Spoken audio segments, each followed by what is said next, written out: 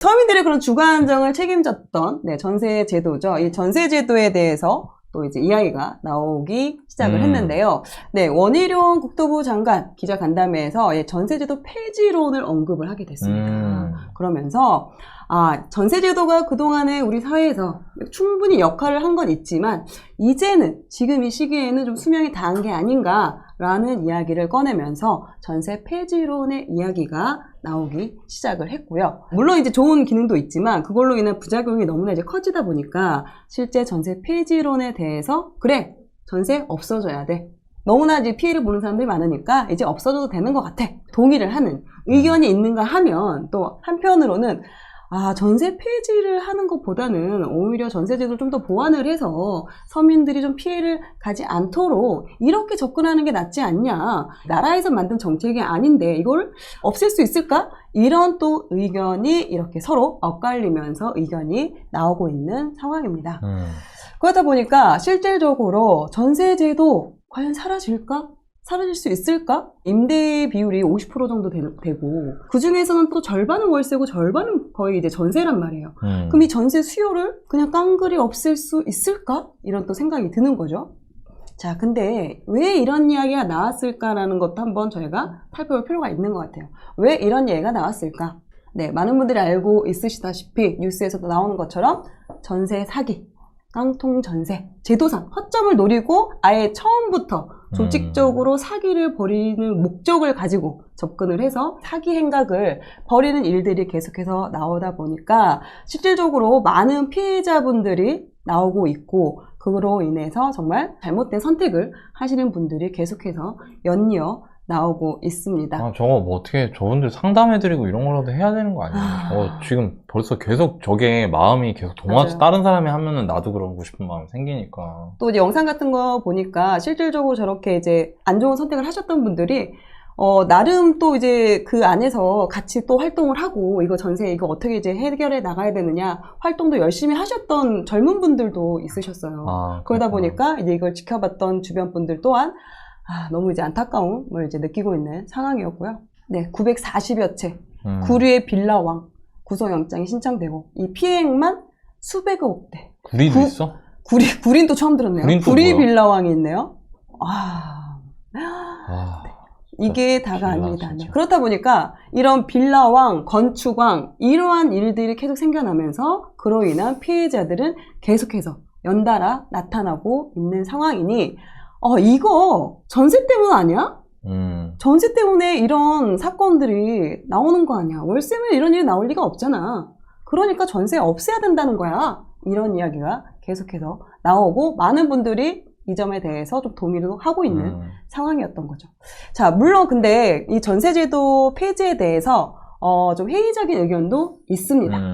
이한준 LH 사장 같은 경우는 전세제도를 인위적으로 폐지하는 거는 맞지 않다. 어떻게 보면 전세제도는 그 주거 사다리에 중요한 역할을 해왔었다. 그러니까 예를 들면 이런 거죠. 예전에 저희 부모님들도 집을 마련을 할 때 목돈을 이제 모아서 집을 사야 되는데 이 월세를 매달 이제 내다 보면은 아무래도 월 모을 수 있는 돈이 적어지니까 집을 사기가 힘들어지죠. 어려워지죠. 그러다 보니까 전세를 얻어서 아무래도 그 월 주거 비용을 좀 낮춰서 그리고 좀 돈을 모으고 또 전세금에다가 모은 돈을 합쳐서 좀 더 또 좋은 또 전세금을 올렸다가 이런 한두 번 정도의 이런 계단을 통해서 내 집 마련을 하는 그런 주거 사다리의 역할을 해왔었죠. 근데 그런 부분들이 있기 때문에 아예 폐지를 하는 것보다는 오히려 진짜 어떻게 하면 그 세입자분들이 이렇게 사기를 당하지 않고 피해를 입지 않는 보완책을 더 마련을 하는 게 더 필요해 보인다라고 LH 사장 이한준 사장이 이야기를 했었고요. 찬반 의견이 나오기 시작합니다. 동의하시는 분들도 계시고 이게 사람들이 실제로 그렇죠. 남긴 지금 댓글이구나. 현재는 이제 댓글들 전세를 없애는 순간 월세 수요가 폭등을 하게 되면서 결과적으로는 사회 초년생들은 월세 내고 식비 내고 하면은 월급을 다 써버리니까 오히려 더 내 집 마련하는 거는 더 힘들어질 수가 있다. 라는 이야기가 나오고 있고 아무래도 이 이야기는 지금 현재 이제 임대 같은 경우는 전세하고 월세 이 두 가지로 나눠 있는 편이잖아요. 금리가 너무 이제 올라서 전세대출 월 이자가 내는 게 너무 부담이 되고 오히려 그거보다 월세가 더 싸다면은 당연히 사람들은 월세 수요로 몰릴 것이고 반대로 지지난해처럼 저금리에 전세대출 이자가 싸다면 오히려 월세를 안 살고 전세로 이동하는 둘 중에 내가 이익이 되는 부분을 잘 계산을 해서 선택을 한다는 거죠. 그러다 보니까 전세도 마찬가지고 월세도 마찬가지고 서로를 경쟁 관계로 보기 때문에 마구마구 올리기가 어려운 상황이었던 거예요. 근데 거기에서 이제 전세, 경쟁 관계인 전세가 없어져 버리면 그러니까 월세 하나 남는 거죠. 뭐. 그렇죠. 월세밖에 네. 할 수 있는 게 없는 거잖아요. 네. 그 모든 전세 수요가 다 물론 이제 내 집 마련하는 사람도 있겠지만 대부분은 이제 월세 수요로 넘어가게 되면서 이제 월세 가격이 지금보다 훨씬 많이 오르게 될 것이다. 이런 이야기가 나오고 있고요. 또 한편으로는 아니 전세가 입법적인 부분이야? 나라에서 만든 제도야? 아니잖아. 이걸 폐지하고 말 거야. 이거 개인 자산이야. 그리고 사계약이야. 사금융이라는 거죠. 실질적으로 전세가 저분 말도 일리가 있네. 전세가 만들어진 게 뭐 정부에서 정책적으로 그럼. 전세 제도를 만든 게 아니라 자연스럽게 집주인과 임차인이 전세금과 집을 빌려주고 거주할 수 있는 그런 부분을 서로 필요에 의해서 서로의 이익에 의해서 자연스럽게 만들어진 그러다 보니까 이게 나라에서 만든 것도 아닌데 이게 폐지가 될까? 이런 생각이 드는 거고요. 아, 또 이런 이야기도 많이 나옵니다. 전세가 문제가 아니라 전세 대출이 문제인 것 같아. 전세 대출을 폐지해야지. 이런 이야기가 나와요. 2000년대에는 전세대출을 제도는 있는데 잘 거의 몰랐죠. 모르기도 네. 하고 일단 임대인들이 싫어했어요.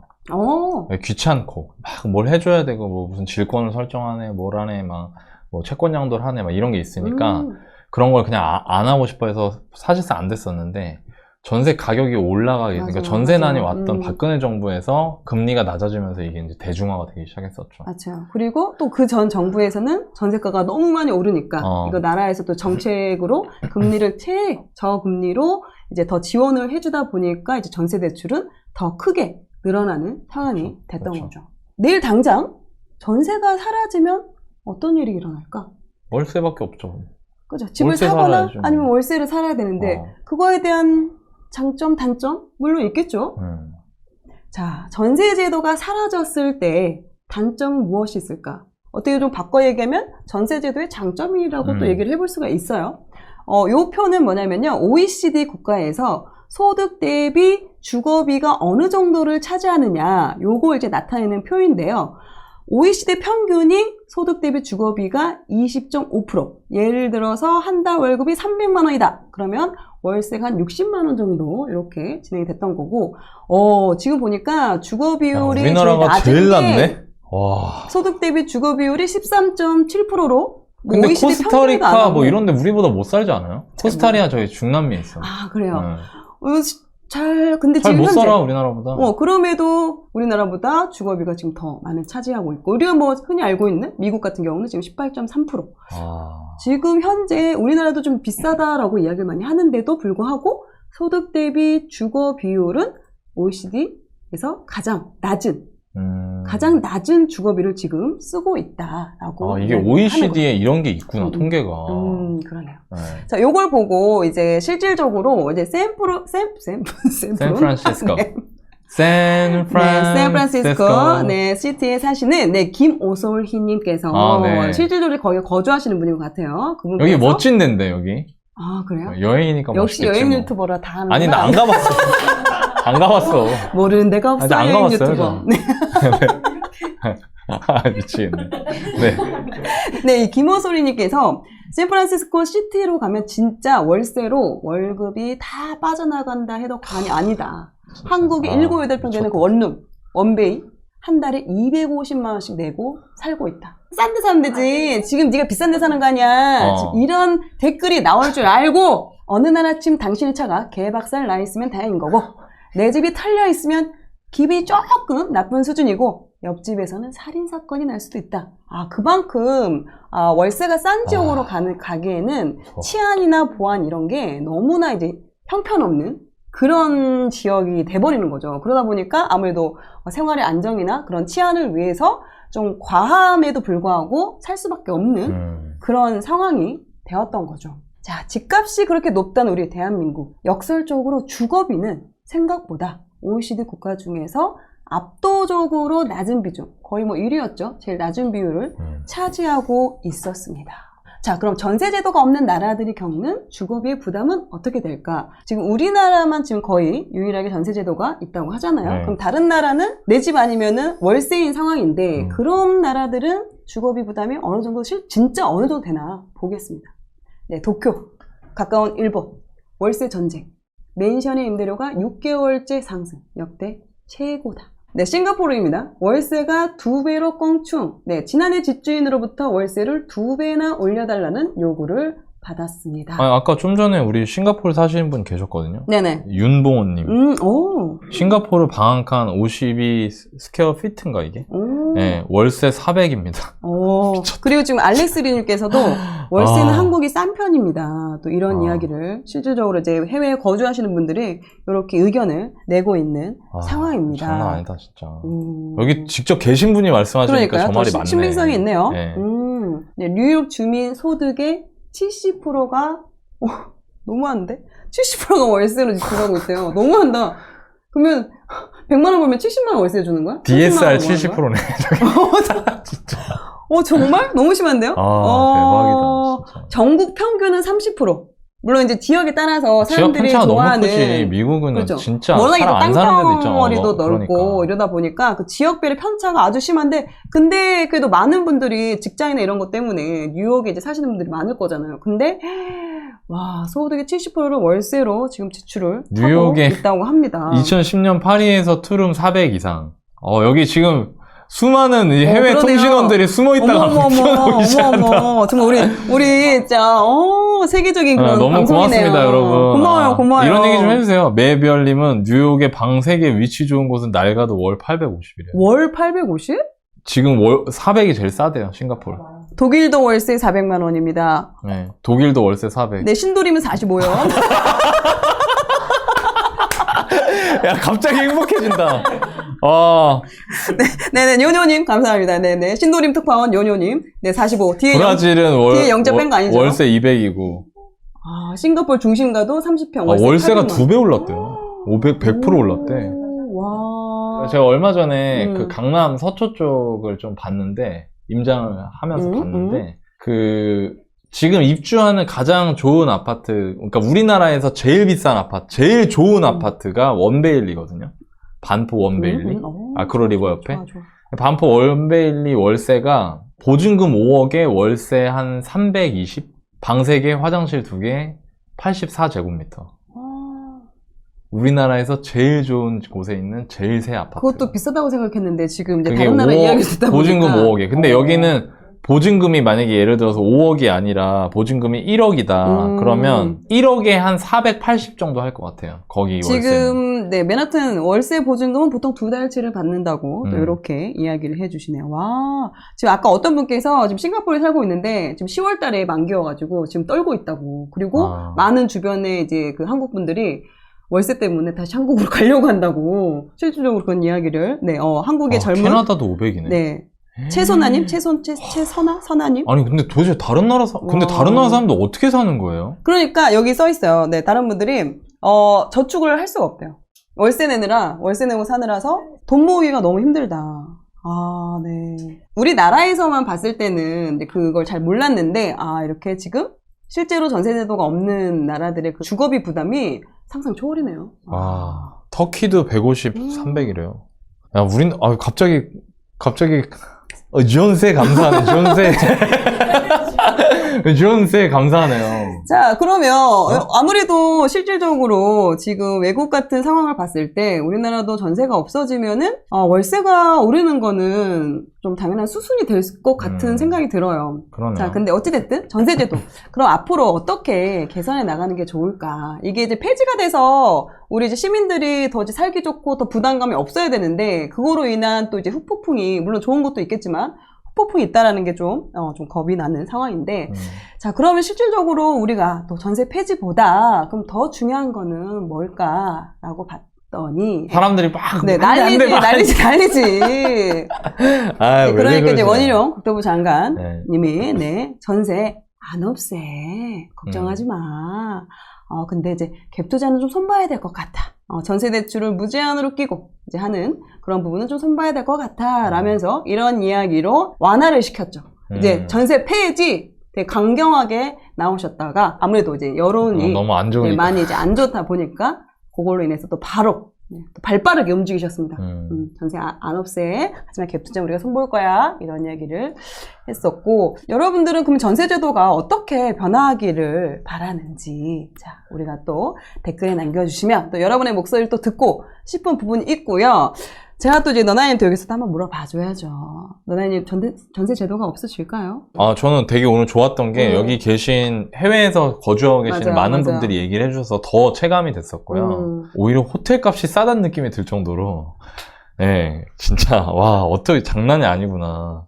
네, 그리고 지금 제이 하이리 님도 안젤리나 졸리가 우리나라 전세 제도 너무 좋다. 안젤리나 졸리가 아들내미를 연대인가 보내고 맞아요. 그분이 집을 그 경희궁에 있는 경희궁의 아침 그 주상복합 저층 주상복합에 전세를 얻어주면서 전세가 너무 좋다고 했나 봐요. 그러니까 이게 제가 좀 어떤 느낌이 드냐면은 아까 어떤 분이 그 블라인드나 이런 데다 글 쓰셨잖아요. 네네네. 아니 전세는 입법에 의해서 지켜야 되는, 그러니까 예를 들어 도로 교통 법규 같은 게 아니라 그냥 개인들끼리 거래를 하는 건데 그거를 뭐 폐지를 하네 마네 하는 것 자체가 말이 안 되는 거다, 그거는.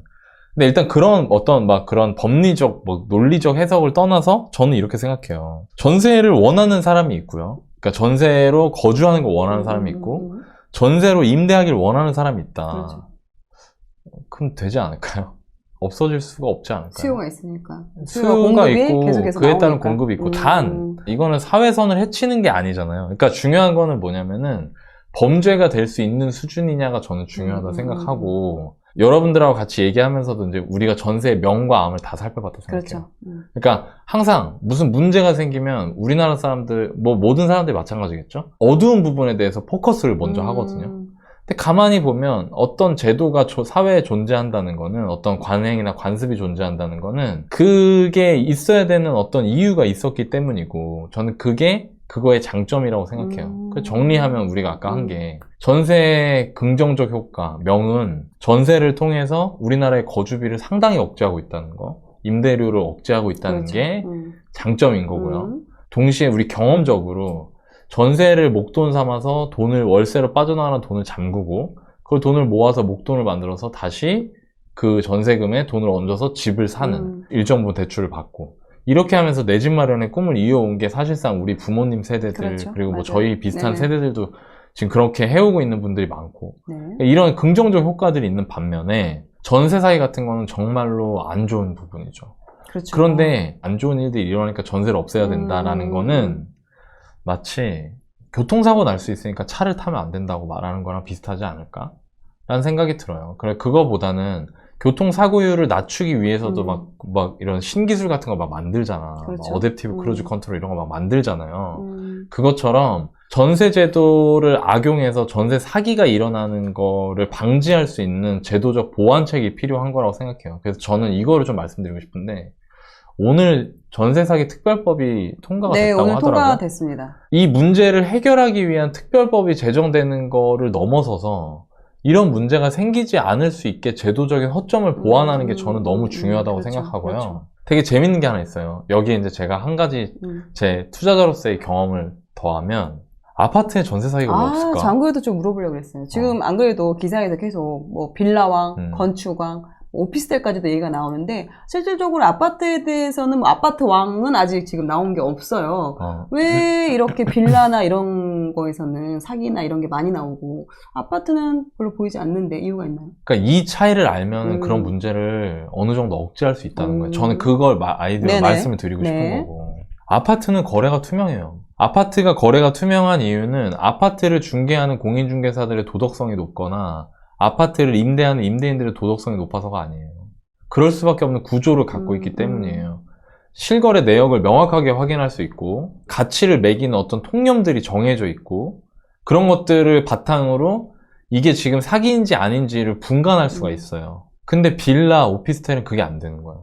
그러니까 반대로 얘기하면 빌라도 실거래 시스템을 정확하게 되게 면밀하게 잘 해놓고, 같은 지역에서 전세 거래를 할 때 이 인근의 전세 거래, 전세가가 거래가 얼마에 됐었는지 이런 것들을 정확하게 확인할 수 있게 시스템을 갖추고, 동시에 그 중개를 하시는 분들한테 더 높은 수준의 중개를 할 수 있도록 제도적으로 보완을 해야겠죠.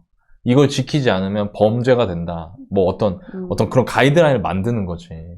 저는 그게 중요한 것 같아요. 아니, 제가 얼마 전에 어떤 뉴스를 봤는데 이 방송 준비하면서 진짜 충격적이었던 게 기자가 집을 구하는 사람인 것처럼 해서 잠입 르포를 한 거야. 얘기하다가 딱 보증보험 안 되냐고 하니까 이런 집은 보증보험 안 된다고 그냥 그 중개사분이 딱 자르더라고. 왜? 세를 놔야 되니까. 근데 되게 웃긴 게 실거래도 안 알려줘. 근데 실거래를 막 어떻게 어렵게 확인해서 봤는데 집값이 6천인데 전세를 7,500에 놓고 있는 거지. 아니 네. 그 6천이 거래가 과거에 거래됐던 것도 아니고 지금 나와 있는 매물이 6천인데. 그러니까 이렇게 문제가 될 수 있는 거는 저는 꼭 이렇게 얘기를 해주시면은 할 수밖에 없게끔 뭔가 어떤 제도를 보완을 해놓는 게 중요하지 않을까라는 생각이 들고요. 저는 전세가 없어지는 방법은 딱 하나 있다고 생각합니다. 전세를 아무도 찾지 않거나 아무도 전세를 주고 싶어 하지 않을 때. 작년까지만 해도 월세가 전세 거래량보다 더 많았는데 또 최근에 전세가 월세 거래량보다 더 많거든요. 왜 그러냐 이거예요. 그거는 전세가 월세보다 유리하다고 판단하는 그렇지. 수요자들이 있기 때문인 거죠. 그리고 마지막 팁은 당분간은 빌라나 오피스텔 같은 거 진짜 좀 계속 이럴 것 같거든요. 그래서 여러분들 전세를 구하시는 분들은 아파트 전세를 구하세요. 왜냐면 아파트 지금 현재 시장에서 전세가 매매가 차이가 크니까 그 아파트 전세를 구하시고 하시는 게 대항력 갖추고 그렇게 해나가시는 게 여러분들이 전세 사기 같은 거에서 조금 더 자유로워질 수 있는 방법이 아닐까. 나는 그것도 싫다. 나 여기 역전세고 뭐고 막 전세금 빠진다니까 난 싫다. 그러면 월세를 사시면 됩니다. 네, 그렇게 정리하시는 게 어떨까라는 생각이 들어요. 그러니까 빌라를 임대하고 계신 임대인들은 그러면 다 나쁜 사람이고 또 빌라에 전세를 사시는 분들은 또 다 잠재적 피해자냐. 저는 그렇게 생각하진 않거든요. 그러니까 이런 부분을 볼 때 명확하게 사실을 보고 그 문제가 되는 부분에 집중해서 그 부분을 환부를 도려내는 방식으로 접근을 했으면 좋겠고 저희가 오늘 방송했던 게 여러분들한테 좀 어떤 고민이나 궁금증들을 풀어드리는데 좀 도움이 됐으면 좋겠습니다. 그리고 이 일로 힘들어하고 계실 그 전세 사기 피해자분들이나 그다음에 또 빌라에서 선량하게 임대 사업을 하시던 분들 모두에게 그 위로의 말씀을 드리고 싶어요. 네, 같이 힘냈으면 좋겠습니다.